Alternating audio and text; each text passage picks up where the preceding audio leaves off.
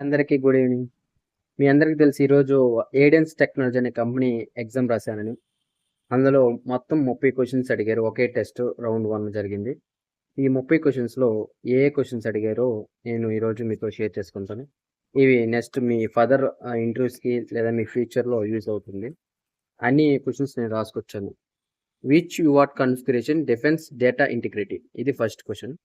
Next why is dynamic memory allocation avoided in embedded.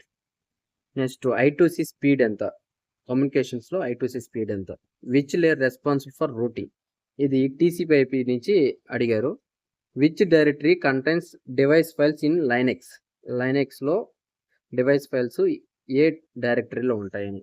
Next what cases a dead lock జరగడానికి ఏమిటి కారణం.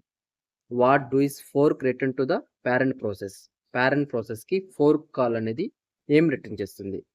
Next I2C speed. Next ISR గురించి అడిగారు. What does virtual memory ఏం allow చేస్తుంది. What does dollar symbol in shell.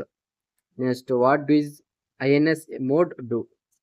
CH mode 755 file do question. Next TCP గురించి ఒక question అడిగారు. Which is correct shebang line for bash script. Which symbol call helps communicate with device డ్రైవ్స్కి connect చేయడానికి ఏ system call అనేది use అవుతుంది.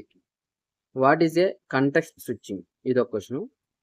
How do you make a shell script executable. Shell script ఎలా ఎగ్జిక్యూట్ చేయాలో అదొకటి అడిగారు. ఇవి అడిగిన క్వశ్చన్స్. ఇంకొన్ని అడిగారు, అవి నేను నోట్ చేసుకోలేదు. ఇవి మీకు యూజ్ అవుతుందని నేను నమ్ముతూ మీ శ్రీనివాసులు. సబ్స్క్రైబ్ చేసుకోండి, అలాగే లైక్ చేయండి.